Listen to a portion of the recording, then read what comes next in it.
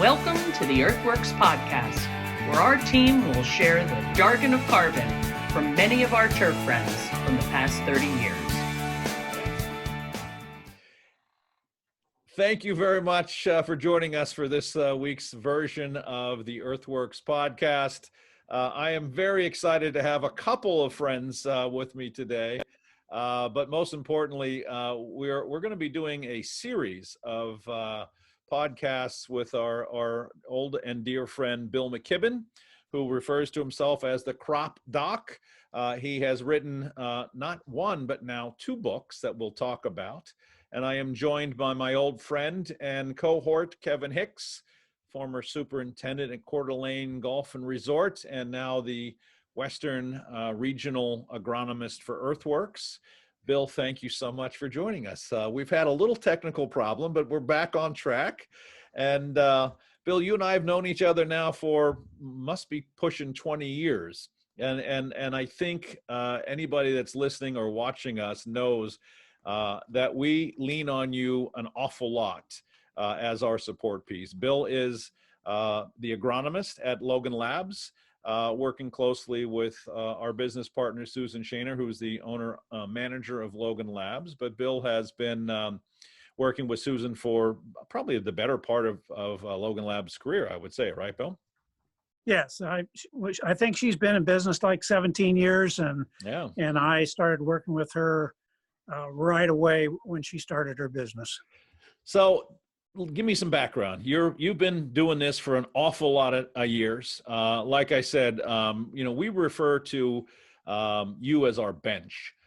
When Kevin and I or any of the guys on our team get stuck, you hear us calling, and you probably know, here's a good one. But we always call you with questions when we get stuck, and we let our clients know that when we do get stuck, thank goodness we have somebody of your expertise to walk us through the really tough stuff.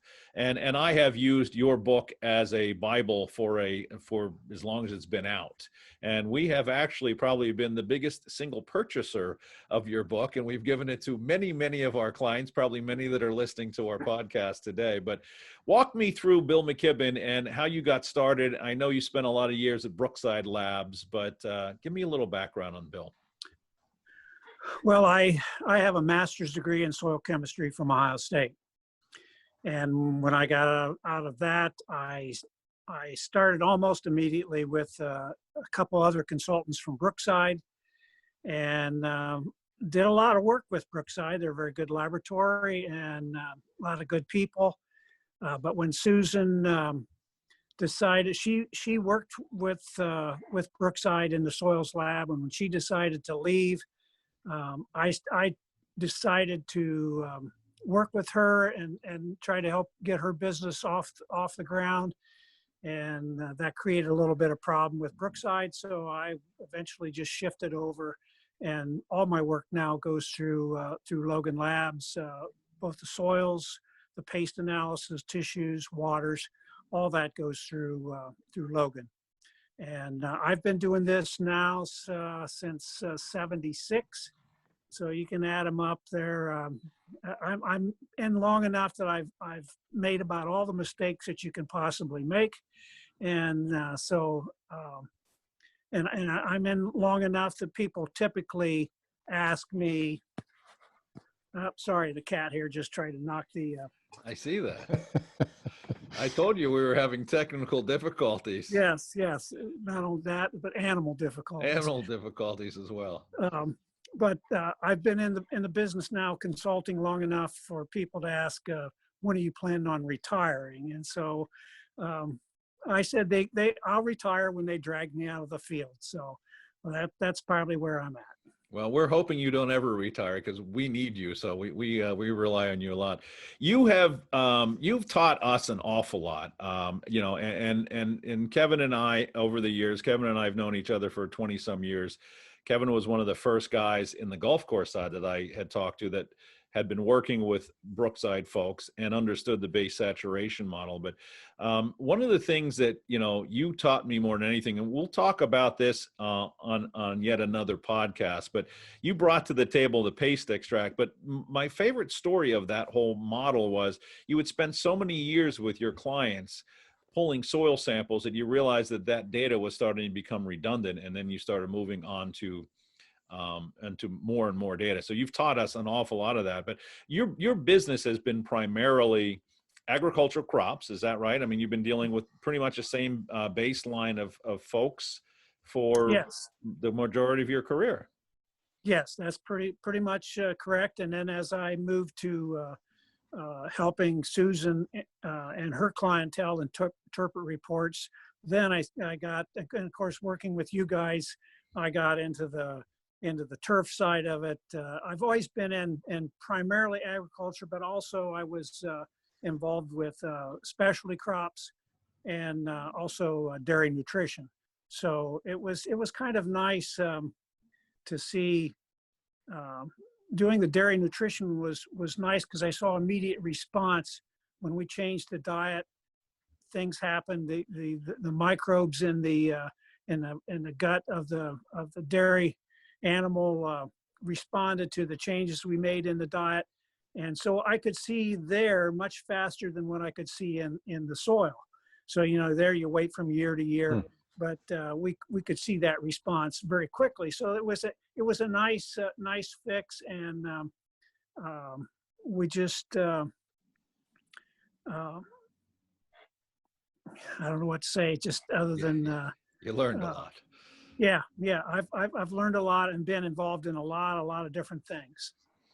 So let's talk about this. You and I have had this conversation. Kevin and I and you have all had this conversation. The controversy of base saturation. It got me fired from Rutgers. It's gotten a lot of stuff going on over the years, but give us the 30,000 view of what it is that you've really been following as a agronomic philosophy and model, this whole concept of balancing the chemistry of soils. And we talk a lot about the three-legged stool. You bring it up in your book. I mean, we talk about chemistry, physics, and biology, but it's that chemistry piece, that balancing the soil piece that really has, really been your forte. Give me a $30,000, mile view of that as per Bill McKibben. Well, that's what I cut my teeth on, was the Albrecht philosophy of balance. And it was, I can give you a quick little story of a client that I had that he actually, I sat down between him and his father, and I said that we need to balance these soils. And these soils were really, really out of balance, 35% magnesium, 50% calcium, hard as a rock, just terrible. And so when I sat down, and back in the day, we used to use a lot of high calcium lime to try to rebalance some of these high magnesium soils, and then use a lot of ammonium sulfate to try to counter the high pH move from the lime. When I brought this up, the father said that, well, the soils were high pH, and I said, yeah, but we're going to try to rebalance this, and we'll use the ammonium sulfate to counter some of that. And all he could see was, well, it was high pH, and I was full of it. And but he didn't quite use that terminology. Oh, but, sure, it's much more eloquent. Yeah, much more eloquent. But the son said, hey, we can't grow anything in this field. We'll do whatever you want. And it was, we put the high calcium lime on. We came back and we put some gypsum on. And I think maybe a couple years later, we put some more high calcium lime on. And all the time we were doing some heavy tillage and some deep tilling. And about 5 years later, I'm driving down the road, and the father is taking weed off. And I debated, do I stop or not? But I did, and I stopped, and he motioned me over. He jumped out of the combine, motioned me over, and he pointed at me, and he said, look at this. He said, 5 years ago, it would have taken an axe to get in the ground. And he dug his heel in the ground. He says, I'm amazed. And so that was one of my first experiences at the first, I thought it was a negative experience, but actually it was very positive because, here's a guy who thought I was full of it 5 years ago. With the balance, he now, he could see the difference in the change in the soil physics. And that's the whole idea with balancing soils through the Albrecht philosophy is you have to have enough clay that's going to affect soil physics. Now, when we talk about pure sands, Right. that doesn't work there. And, a lot of people have taken this, and I was one of them. I looked at this after hearing that testimony. I said, hey, this Albrecht philosophy really works. And it's going to be, that's what I'm going to follow. But all the time, I was hearing people saying, well, my neighbor's not doing this, and different things that I should have picked up on right away and tried to figure it out. But I was bent on the Albrecht philosophy, and finally down the road when we came across one of my potato growers, we found out that, hey, the Albrecht philosophy in those sands was not working very well, and that's when we had to shift to the paste. And basically, we're shifting from balancing cations now to, when we look at sands, we're actually using more of the SLAN approach, which is the strategic levels of available nutrients. So, and then when we shift over and use not only standard test, but the paste test is requiring the use of both balance and also strategic levels. So it's one of the things that's important for people to realize is that, hey, this balance does not work every place. You've got to have some clays in there so that you can balance those soils, which will affect the physics. And when you've got that, it is the premier way to balance soils. So we've been battling this in the golf course industry for years, and that we've been criticized heavily, and some of the criticism I've never really understood. It's been one of, well, it's very expensive, which I know Kevin and I have laughed at, because really and as you just described in that example, you used limestone, which is probably the cheapest thing of all to balance out a soil and change that. And I assume you probably actually ultimately lowered the pH on that field, didn't you? By bringing in calcium. Ultimately, it did come down, but we brought them. I mean, the key thing was bringing the high magnesium down, and that high magnesium tended to cause those soils to stick and get a lot tighter. And so by bringing that around, even if the pH didn't come down, the better aeration, the better microbial life that we created, it was astounding. So, Bill, why do you think there is such controversy in the agronomic communities over this model? I mean, I think in our world, in the golf course side, because we are so dominant in sand-built greens or sand-built soil construction, we, like you had just described, we know that it doesn't work on sand. We don't use it on sand. But why do you think there's such a controversy here? Well, I think part of it is which university did the work. And, you look at Albrecht come out of University of Missouri, and he showed in his research that it worked very well. But Ohio State, they really frowned on it. McLean and those guys, they had done some research, and I don't think they really took the time to study this. When you start looking at balancing soils, it's not something that's done overnight or in one growing season. It takes several growing seasons before you can really start to achieve this balance. I mean, it's very easy to balance a low exchange capacity soil, but it gets out of balance very quickly.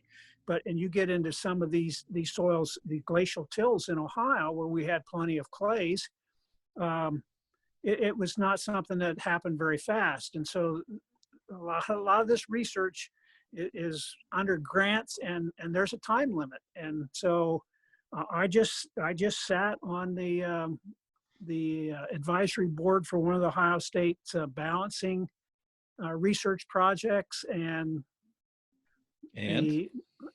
And the biggest thing was when I got there, they already had the plot set up, and I said, "Hey, this Albrecht balance is not going to work in exchange capacities of 7 to 8 or below." Well, we get the soil test back, and the exchange capacities were 8. So the research was doomed to fail right from the get-go. And so we tried to elevate magnesium levels. And at the end of the research project, we were really starting to see some soils tighten up where we increased the magnesium.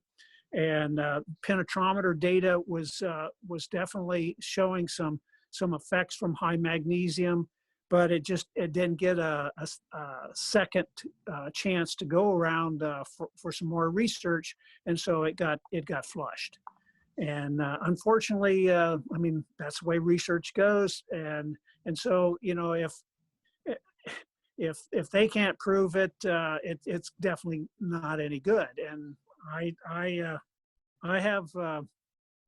like you, have been criticized pretty drastically, but I've also been pretty outspoken and saying, hey, you guys just need to look at the other side.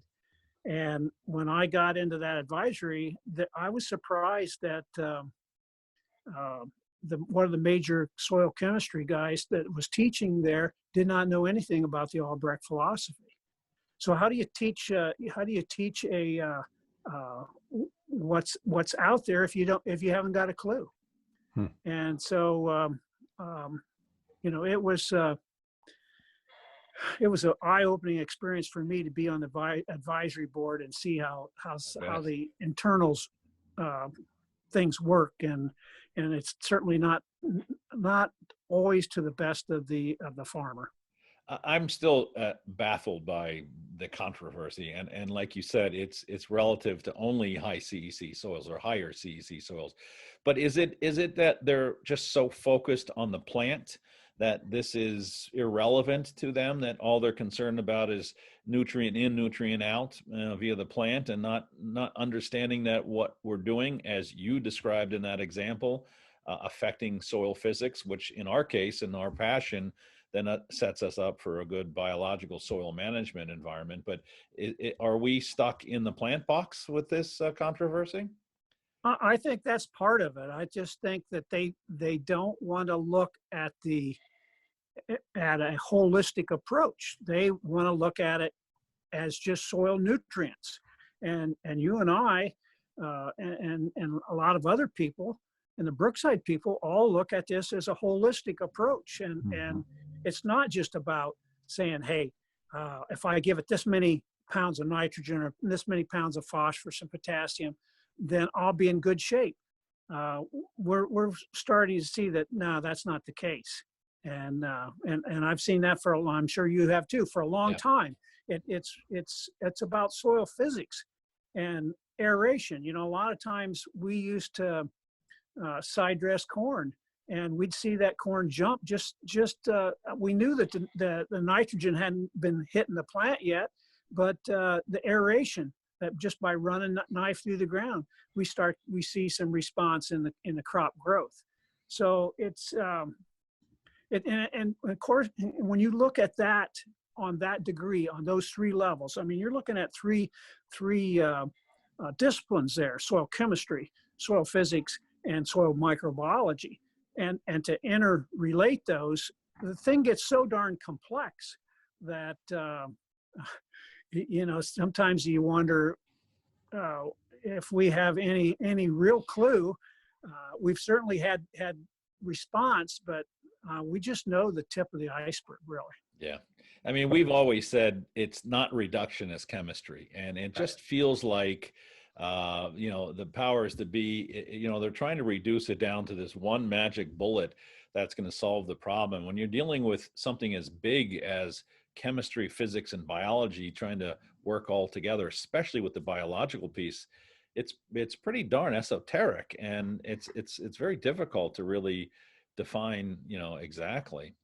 One of the things that we'd hoped to be able to pick your brain on today, and one of the reasons why I wanted Kevin to join us, is to share some of the issues that we've been battling on the golf course side, and and have you kind of walk us through some of the things that our guys see a lot. I mean, we see lots of different battles, and I'll let Kevin, kind of start the questioning off with some of the things that we see. But we're seeing all sorts of things, and in Kevin's world, one of the things that he deals with that's really a challenge for a lot of our clients is these calcareous sands that they're dealing with. And Kevin, I think you should kind of walk through that a little bit and kind of fulfill what I'm talking about. Yeah.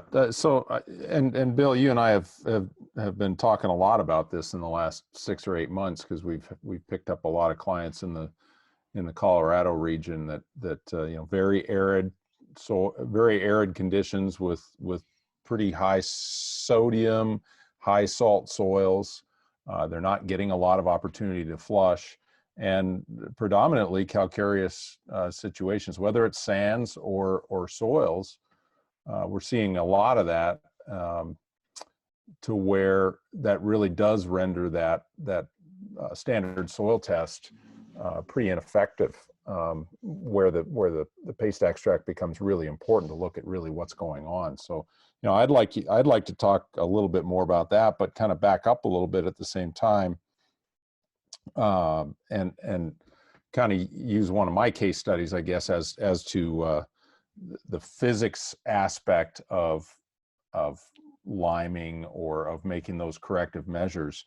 I had a situation at a golf course years ago where I started with a pretty tough situation. Had what looked to be a very good looking soil physically, but chemically it was really off. There'd been a lot of ammonium sulfate years, probably better than 40 years worth, and so most of the calcium had been stripped out of that.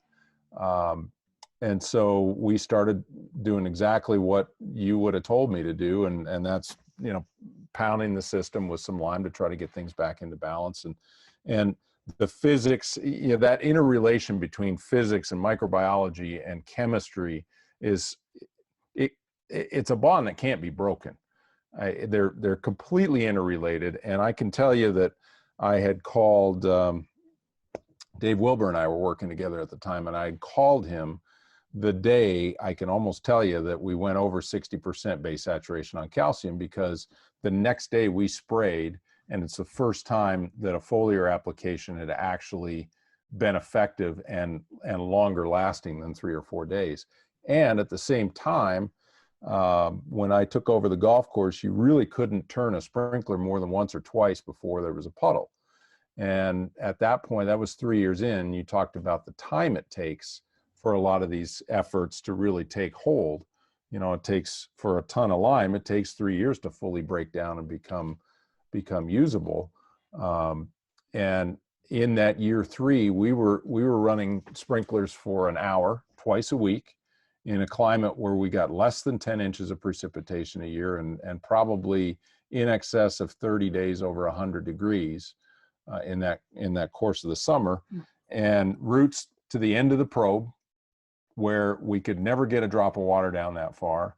And so that physics and biology and chemistry, to me, it's a bond that can't be broken. They're completely related, and until you deal with that and see the start to finish result, or the start to finish reaction, it is pretty hard to get your head around.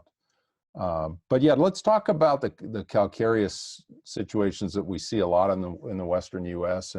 and how the paste extract might be a little bit more effective way to measure what's going on. Yeah, I think we need to back up a little bit and talk a little bit about the actual soil tests. Why it is not as effective as we might want it to be or think it should be. First of all, the new and improved extracting solution. I don't know. Well, it's new and improved. It's probably been in play for 20 years now. Yeah. But it's a Melic 3. The pH is 2.5, and you take something and you take some soil or some calcareous material, and you put it in a beaker with a pH 2.5 material and start shaking it. There's something's going to get dissolved. Sure. And so what happens is that we do dissolve calcium that really isn't in the solution or available to the plant, but it goes into the extracting solution. It's analyzed, and it shows now that there's a huge amount of calcium available to the plant, and what it does is it starts to impact the exchange capacity. So you might see some sands with exchange capacities of 30, 40, or 50 or higher, and that's because we've dissolved that calcium out of there. And so if you start basing your balance on that, it just throws you way off. I mean, it'll tell you, well, I need to have 700 pounds of potassium on a sand to balance, get that potassium, and that's just not right. And the same with magnesium. Yeah, exactly. And so, you know, the point is the extracting solution is just too acidic. Now, there's some people out here that say, well, you should go to a pH of 8.2 ammonium acetate. Well, calcium carbonate is broken. Its maximum pH that it can really drive the soil is 8.3. That's calcium carbonate. Now, if you're higher, it's more than likely because of potassium or sodium. So, but if you raise your extracting solution to 8.2, 8.3, then it's not going to dissolve that calcium. But the negative side of that is it tends to underestimate the magnesium and potassium. So on one side you don't get all that calcium out there, but on the other side you don't get really what's available magnesium and potassium wise. So that's where we come in and we say, hey, we need to look at something else other than that melic extraction, or even the 8.2 extraction. But So, Bill, even with the ammonium sulfate test, and I apologize for interrupting, but isn't that really just relative? I mean, it's still the same end goal, regardless if you're extracting with ammonium with a melic 3 or ammonium acetate. I mean, isn't it it's just kind of raising a level? I mean, aren't they pretty much on the same plane, just one is higher than the other? You still have the same deficiencies, and you're ultimately going to still draw the same roadmap to get to where you need to be? Or am I not thinking about that clearly? That's right. And all that's doing is not dissolving so much calcium, so it pulls down your exchange capacity, but the general balance is still going to be on a percentage basis is going to be pretty close. It's just, I say, hey, accept the melic and learn to live with it, and don't try to do all the.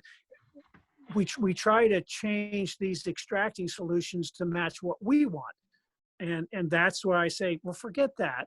Just look at the paste analysis. The paste analysis is going to pretty well tell you what the plant is seeing. Now, I probably should explain what a paste analysis is, and that is a extraction with either deionized water, or you can extract a paste, a soil sample with your irrigation water.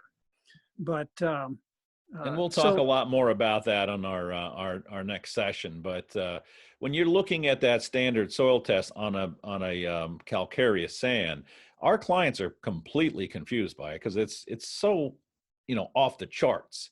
See, like you said, they know they built their greens out of sand, but then they've got a CEC of 30. And as you explained it, they've, the melic 3 has kind of ripped all the calcium off the colloid. Is that standard soil test on a calcareous sand even of any value? Yes, it is. I mean, you're still going to look at that test is going to give you organic matter. It's going to give you phosphorus. The potassium and the magnesium is relatively good. Even if you run another extracting solution, virtually all the traces are done on a melic extraction. So that's not going to change. So there is some value there. And when you start seeing calcium percentages of 92%, let's say 85% or higher, and magnesiums anywhere from 3 to 7%, you can almost figure that you've got a calcareous soil, and and you should be shifting or also looking at a paste analysis. Now, you know that we at Soil First and EarthWorks, we run the deficiency numbers, which you and I have discussed many times, and you've encouraged me not to do that. But it just seems to be an easier thing that I can absolutely say that when we look at those numbers on calcareous sands, I've seen numbers as high as 17-pound deficiencies of potassium. And again, and I understand this completely. A client will look at this and say, well, this is worthless. I mean, I can't, first of all, even if I wanted to, there's no way I could get that much potassium or that much magnesium down to compensate for what that system is telling us. What we try to do is just say, look, this is not a definitive, it's a roadmap. It just tells you that you have to be strong with potassium and magnesium. So given that, what's the recommendation? You've got a guy with huge amounts of calcium, big magnesium and potassium deficiencies. How often are they applying magnesium and potassium? What products are they using? What's the best solution? What's the recommendation for those two elements specifically when you're dealing with these ridiculously high levels of calcium? Okay, well, first of all, remember that calcium has been from dissolve, so it's not in solution. Mm-hmm. But what's going to be the product of choice is K-Mag. K-Mag has great balance between calcium and magnesium, potassium and magnesium, and I mean it's a 2-to-1, two parts potassium, 1 part magnesium, which is a great balance. Both potassium and magnesium are direct line interference for each other. So if you get the potassium too high, if you say, well, I'm just going to put some extra potassium on, then it can interfere with the magnesium. So you start to lose color and effectiveness for pulling up phosphorus. So, that Epsom salts would be one, and using some straight potassium. It depends on who you talk to.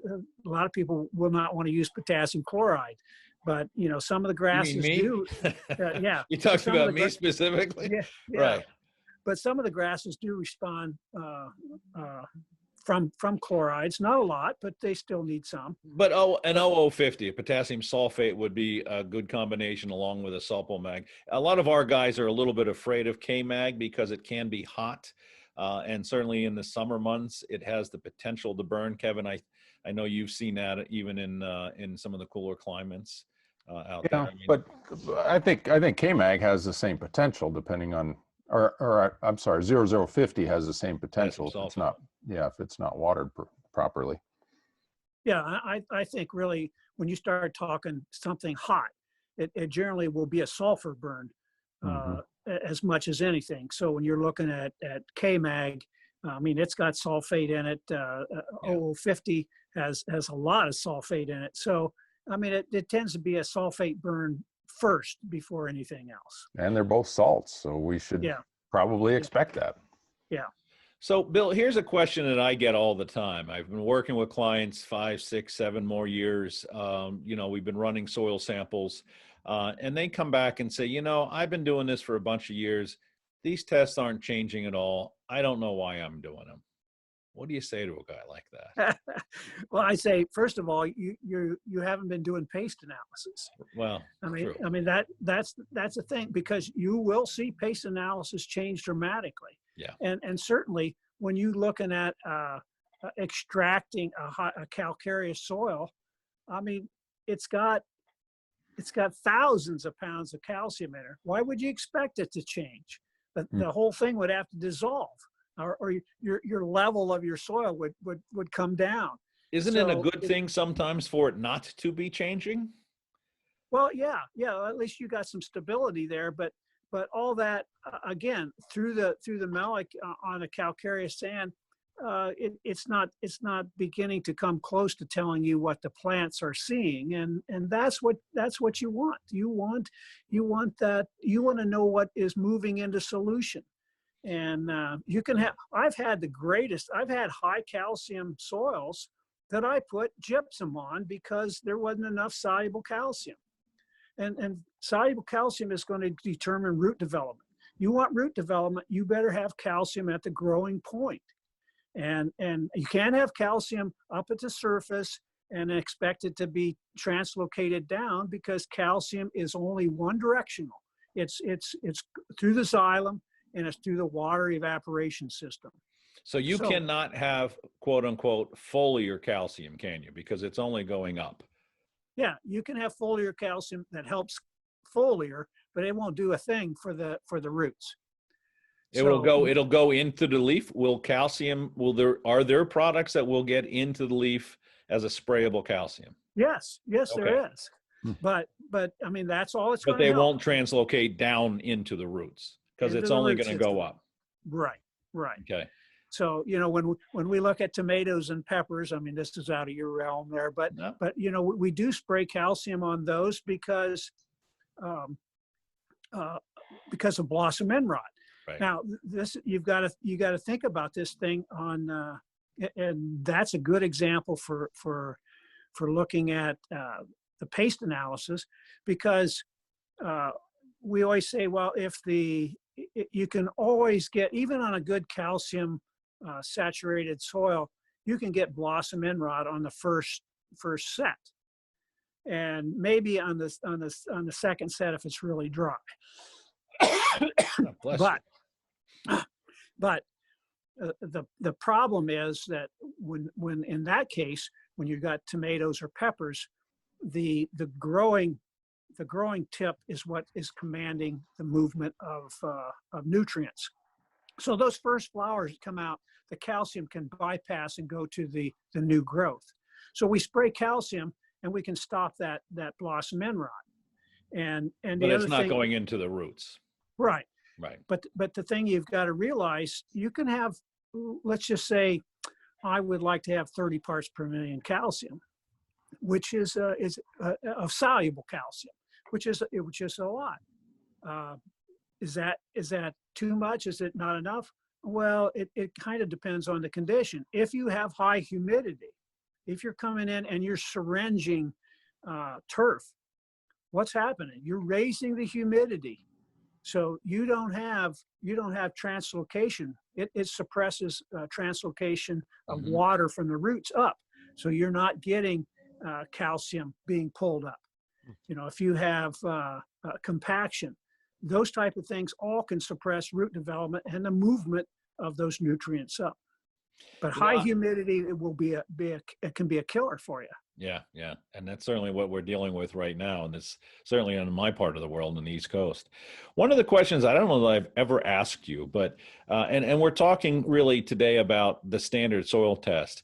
When you look at a standard soil test, what do you look at first? And walk me through the procedure that you go through as the crop doc, as to, you get that standard soil test in your hand, where are your eyes going? What are you really going after first on that report? I know where they're not going. And where do you think that is, Kevin? pH. Yeah, I really don't look at that pH as the first thing. You know, sometimes when I'm looking at reports coming out of Logan that the people are growing all kinds of things, you know, one of the first things I want to look at is, well, how deep did they sample? I really want to know that. I want to know the exchange capacity, and then I can start to look at, well, then I drop down and look at the calcium balance. I'm not even looking at what the actual calcium numbers are. I want to look at the balance first. Is the calcium in that 60-65% range? Is the magnesium in that, for turf, you know, 15 to 20% range? Is the potassium in that 4 to 5% range? So, and if they're not, then I want to go back up and look at those numbers, the physical numbers, and say, well, okay, well, what is it that I need to adjust? I'm always looking at the trace elements, probably the last thing, but for a standard test, that's kind of the way I go. I look at, I like primarily focusing in on the overall balance. How about organic matter? You didn't mention that. Yeah. That organic matter is something that I can't really change. So that's one of the later things that I look at. Is it important? It's absolutely important. But can I physically change it? Not very easy.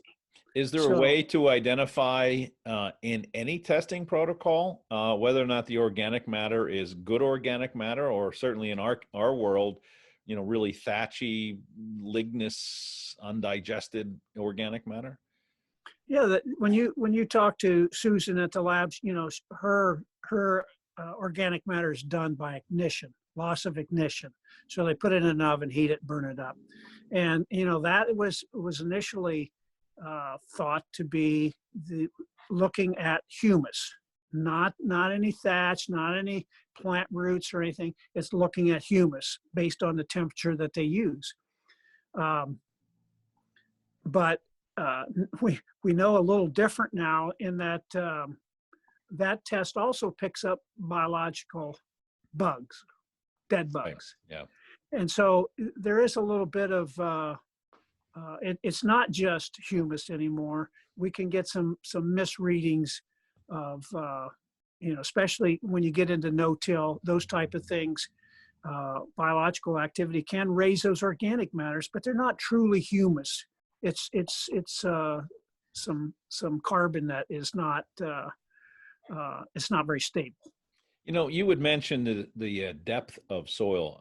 Is there a way when you look at a soil test that you can tell whether or not it's really a 6-inch pool, or if they didn't do 6 inches? I mean, that's one of the things that, you know, everybody says, you know, it's a 6-inch pool, but you kind of know going around, you know, the kid, you know, there's a kid doing it or somebody's doing it, not paying a lot of attention, they're on the phone talking to their girlfriend, they're just going boom, boom, boom, boom, boom. And who knows how deep they are. Is there a way for us to identify that when, and then talk about the importance of how important is that 6-inch depth? Okay, well, there is a way. I mean, a lot of times I'll get somebody call Susan and they'll say, well, I don't know why this thing's changed so much from year to year. And the number one thing that I look at is organic matter. Organic matter, for the most part, unless you're adding a lot of biosolids or sludge or manures, is very relatively stable. So if I come in and the first test I look at, the organic matter is, we'll say 2%. And then the next test where the guys complain, say, hey, these two don't match up, and the organic matter is 3%. I've got a pretty good idea that he didn't sample as deep as he did the first time. Right. And so organic matter is kind of a nice factor to look at and see, because that is really pretty consistent. And so as you go deeper, you're certainly going to dilute the organic matter. And by looking at that organic matter, I mean, it's key for biological activity, but again, it's not something that we're going to change. But when you look at the soil depth, you know, every inch represents 330,000 pounds. That's the number that we use. Every 3 inches is 1 million pounds. Every 6 inches is 2 million pounds. So if you sample at 4 inches, you know, do the math. I mean, we're looking at 1,600,000 pounds. And if you did it at 6 inches, you're looking at 2 million pounds. So you're looking at, you know, could be easily 400,000 pound variation that's being represented in that sample. So you can't just be willy-nilly about sampling. If you really want to be able to look at historical data and go back and look at it, those numbers have to be, those sampling depths have to be controlled. And isn't that how the math is worked on anyway? It's an acre inch of soil, all the mathematics that's done at is that true of any laboratory? That's not just the Brookside, Logan, you know, some of the better labs, is it? Well, some labs will just report it as a parts per million. So, you know, you don't know. I mean, I had a guy just the other day, I think it was yesterday. I said, well, what's the sampling depth? It was in parts per million. Eventually, you've got to convert. Parts per million is nothing more than a percentage. You've got to convert percentages to actual pounds so that you can make adjustments. And so, that depth is critical to know that. Yeah. Hey, Bill, can we go back a little bit on organic matter? Because this is a conversation we have internally a lot, but take two completely different scenarios where you've got a calcareous soil in the western U.S. and you've got a black Midwestern soil that's had eons of grasslands breakdown, which is what gives those soils their properties. And you talk about loss on ignition. Is there a way to tell the difference from the lab? And I think that's kind of what Joel was asking too. Is there a way to tell the difference from the lab as far as we call it good organic matter versus bad organic matter, but in this case it would be well digested almost to a point of being humus in the Midwest soil, whereas I might have 3 inches of thatch on a soil in the western U.S., which is completely useless and probably fairly detrimental in that manager's case. So is there a way we can tell the difference on the lab report, or is it not when you're looking at organic matter just from the standard soil report, because it's done by loss of ignition. Now there are some guys doing out there some sugar testing and trying to fractionate organic matter, but I'm not sure we're there yet. Right. Because you go from humus to thatch, and that thatch can break down. I mean, it can be in all stages of going to humus, but as far as being able to fractionate that, not at this point. I don't think we can. Not very reliably. So they'll show up essentially the same in a percentage form on the standard soil test. Either way, they could, yeah. Okay. Okay. But remember, if you send in a turf sample, they're going to screen out roots and thatch. Ooh, that's a good point too. And I get this question a lot. Do I leave the living turf on or not? And my opinion has changed over the years. And I think at this point, it's leave everything on.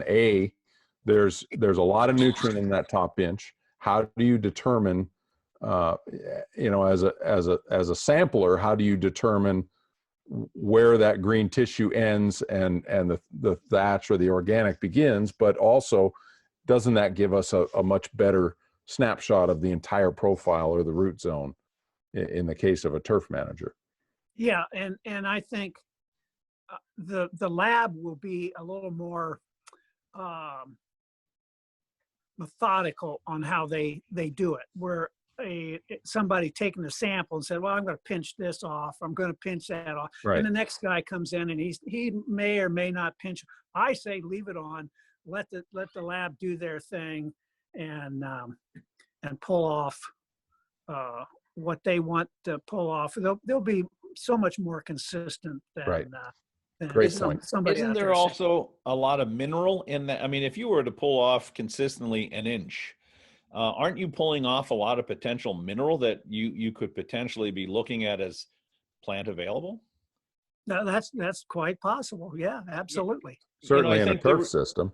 Yeah, I mean, it's been historical. I mean, and with obviously great respect for a lot of the Brookside guys that are out there, but they were always taking off that plug, but they were very consistent at it. Whereas we get questions from our clients, golf course superintendents in particular, should I take this off or not? And you just never are going to find that level of consistency, which is why we agree with you in that leave the plug on, let the lab do its work, and that way we have more nutrients that are potentially available to stay on there. Yeah, exactly. Yeah, and I think that when you look at guys like myself or you or Kevin or the Brookside guys, I mean, they're primarily taking all their own samples. Right. And so they can be consistent, but Kevin knows, you get swamped and you need soil samples. You're going to send one guy out to do that, and those things can vary. So I think it's just best to leave the lab do their thing. let's roll into the end of this with a couple different questions. And Kevin kind of broached this. You never once mentioned pH. I think we should at least mention it. I mean, why didn't you mention it? What do you want to talk about pH? I mean, that's the first question we get with most guys. Well, I want to manage my pH, and that's we still to this day struggle with clients that think that's what they need to worry about and manage. How do you address that question? Well, there's absolutely no question that pH is critical. Sure. I mean, because if you look at a standard soil test, let's say two standard soil tests, one with a pH of 7 and one with a pH of 6.2, I can almost guarantee you that the solubility data will be higher in that lower pH.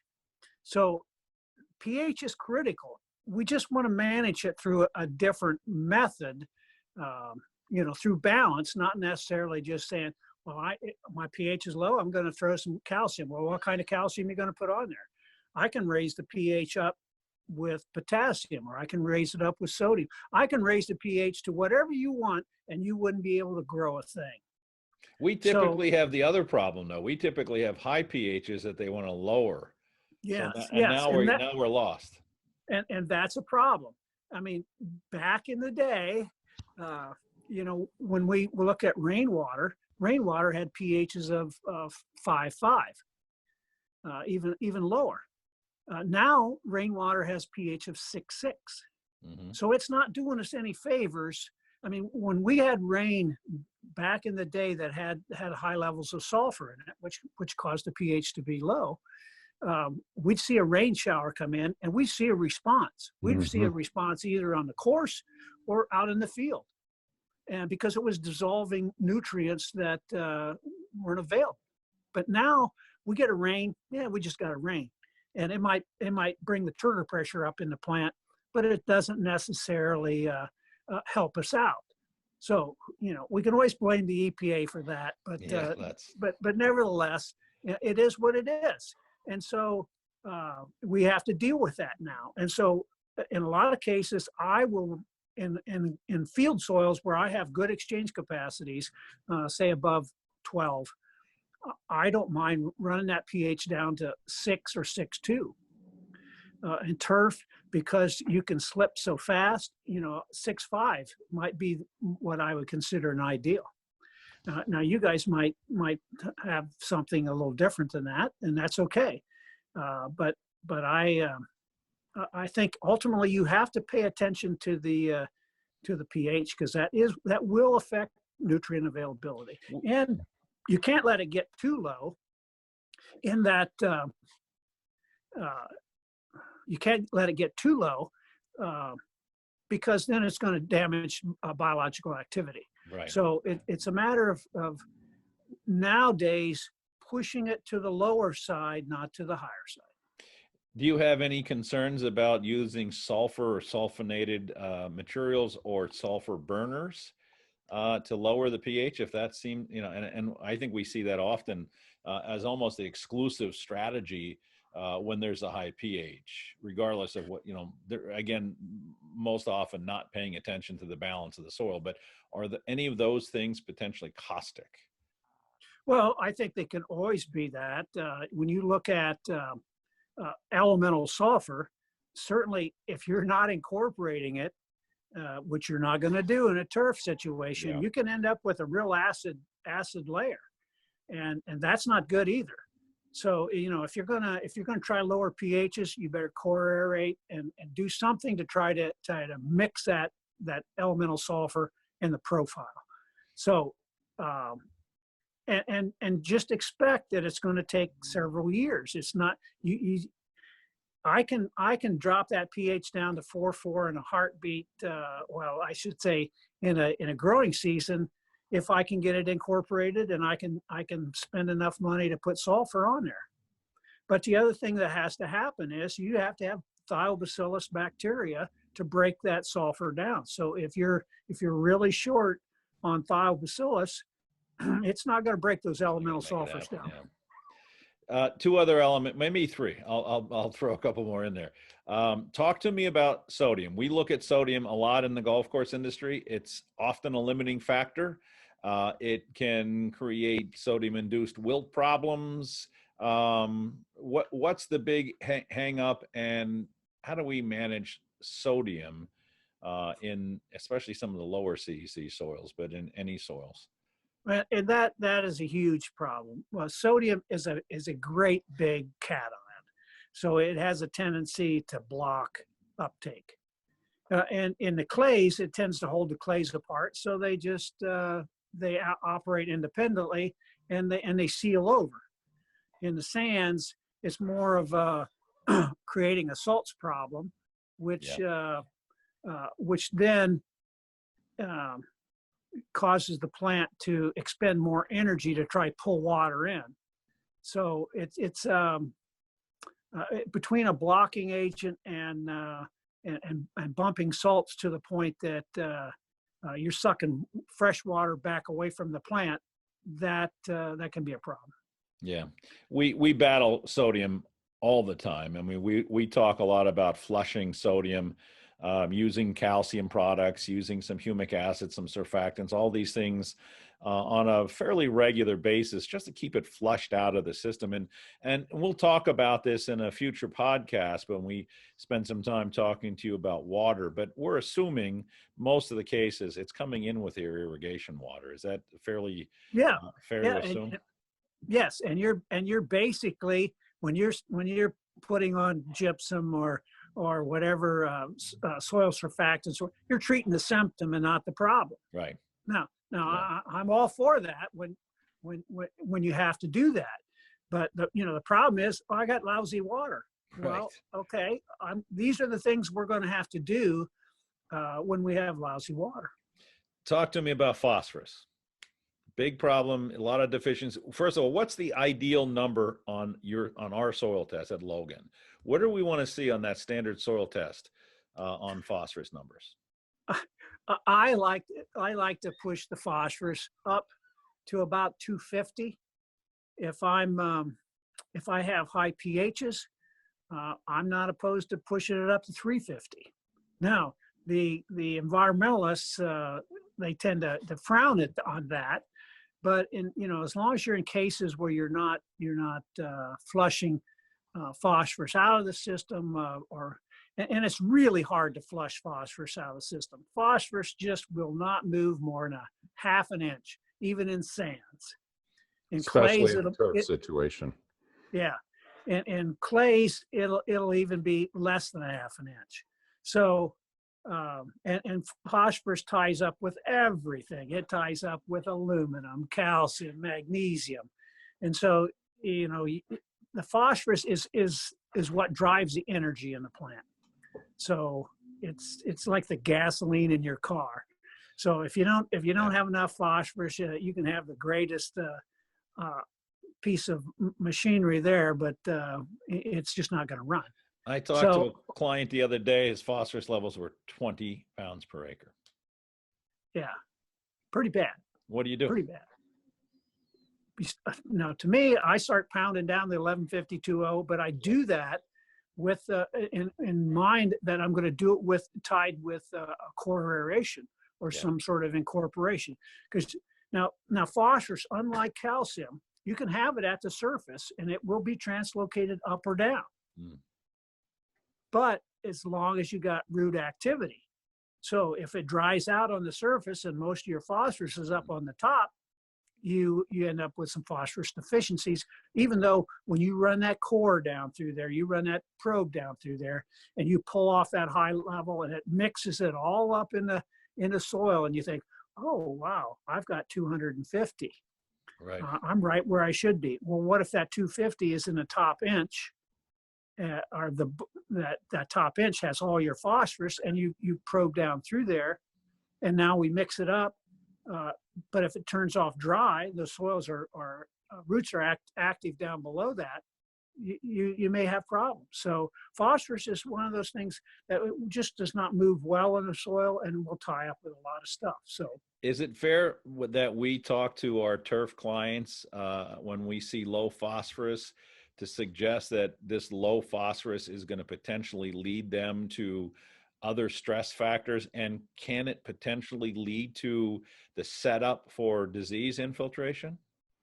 Well, I think anytime you affect the overall health of that plant, whether it be any of the nutrients, Right. yeah, I think you'll set yourself up for some disease problems.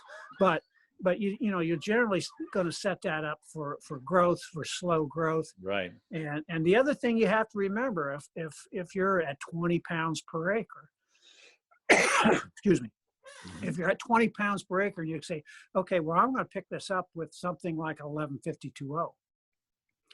Which is MAP. Which is MAP or DAP, either one. That's all very soluble phosphorus. It's very good, quickly picked up, but it also ties up zinc really fast. Yeah, we tend to talk a lot about, I mean, we love MAP, it being the least reactive of the synthetics, but we also talk a lot about rock phosphates that we use in a lot of our formulas. And of course, our compost is rich in phosphorus. So there's layers of phosphorus that we like to talk about in order to build a base that is sustainable in making sure that phosphorus is there. Talk to me as we wrap up here, Bill. Traces, and I know you and I have talked about traces a lot. You love to talk about traces. And Kevin, jump in if there's specifics here. But but talk about traces a little bit. Yeah, my specific would be kind of tying back to what we just talked about, and that's especially in turf, we see a lot of luxury use of iron in particular. And I just did a soil test the other day that had 450 parts per million of iron on the standard soil test, and it related pretty closely on the paste extract. But again, a phosphorus level of below 100 in the same case, and a soil pH of 7.9, I think it was. So there's a lot of interrelation that's going on there. But iron is one that, you know, we can talk about them all, but iron's one that we see a lot in turf because we've been told that's what drives color. Yes. And that's, and you know, in a lot of cases, there's a lot of iron in the water when you're right. irrigating, and you really don't pay much attention to that. You know, we're always looking at calcium and salt levels and stuff like that. But but you're right, iron can really tie up phosphorus, and it will tie it up very tightly. So it doesn't release as well again. So, but you know, the nice thing about turf is you don't have to worry about flowering. So things like zinc. True. Yeah, it's important. Zinc will affect phosphorus uptake, how well phosphorus gets uptaken. But it's not one of those, we don't have to worry about pollination like we would with boron. Certainly, I think the traces can be downplayed a little more in the turf area than you can in anything that's flowering. But you're right, iron affects color, but then again, so does manganese. So does magnesium. You know, if I look at big three that affects color, I go with those right there: magnesium, manganese, and iron. Does iron shut down the high iron levels like Kevin's discussing here? Will that restrict mobility of other trace elements? Well, I don't know if it'll restrict it in the plant as much as it might interfere with the uptake. Right. Yeah, I mean, anytime you got excessive numbers of anything, it can restrict uptake. Yeah. So, you know, it's important that you pay attention to those. It's probably less important in the turf area than it is in flowering crops. Yeah. So let's hover on this for a minute. If you flip that flowering conversation around with respect to annual bluegrass in a turfgrass stand, a lot of superintendents or a lot of turf managers are trying to limit the flowering of that. Is there anything that we should be looking at from a soil chemistry side to limit the flowering? What would be, you know, if you had that question posed to you, which you just did, what would you look at? And would you want to do that? Well, I'm not sure that I want to do that. I mean, yeah. Certainly with turf, I can fix the flowering just by mowing. So, you know, that's a big thing. So I just, I don't know that I would try to adjust the nutrients to stop that. Sure. Now, one of the other things I want to bring out with iron is, and it may not be quite as important in like greens or teas, but anytime you've got clays, you can have some fine clays that in the extraction process that slips by the filter paper. This is, I mean, when you go in the lab, some of these samples that are in there, after they're extracted, you know, expect them to be clear, Right. but they can be kind of milky looking. So the lab a lot of times knows that that's some clays. If they put it in a centrifuge and try to spin it down so they can get that clay out of there, but clay will translate to aluminum and high aluminum and high iron numbers. And that's the same thing that will happen on tissue analysis. If you get a little dust on that tissue analysis, it'll show up high in iron and aluminum. So I don't get, you know, aluminum tends to be a problem, a blocking problem when the pHs are down in that 5.5 range. So I really don't get too excited about any aluminum numbers. I don't get too excited about iron numbers because there could be interference from a clay particle slipping past the filter paper. Okay. Makes sense. Yeah. Well, we have pushed our time limit, Bill. But I want to thank you so much for fighting your way through the technology. It seemed to have worked really well. You know, I don't know if anybody's noticed, but over my left shoulder sits your book, and it's not there staged. It is literally always at the back of my desk. But if you guys don't know this book, this is Bill's first book. And there is going to be a follow-up on this book coming out, we hope, in the next month. Next month, yeah. Is that the plan? Yes. We certainly will make it known to our client base that it's available. You can find this book on our website by just scrolling down the front page of our website, and you can click on that book and purchase it. And I would encourage anybody that's listening to this, if they haven't purchased The Art of Balancing Soil Nutrients, and I know this is a blatant plug for your book, but it's well played. I would strongly encourage anybody to make a point of having this on their shelf. It is definitely a go-to book. I think Kevin would agree with me there. Kevin, thank you so much for joining us. And Bill, we're going to do a couple more of these with Bill McKibben. And Bill, if you're okay with this, we might bring you back a whole bunch of times and just ask very specific questions, because we're getting a lot of feedback on our podcast from guys that are looking for real definitive information. And hopefully today's talk about standard soil tests gave everybody a little insight as to what we're looking at when we do this. The next go around, we're going to do water-soluble paste extracts. And then if you're okay with this, Bill, we're going to pull you back in it yet again and talk about water. And you can teach all of us water, because we're still struggling on some of the finer art of balancing waters. But thank you so much for joining us. Thank you, Kevin. And that is it for this week's EarthWorks podcast. Thank you very much for being with us. And we'll be back always on Monday afternoon. Thank you so much.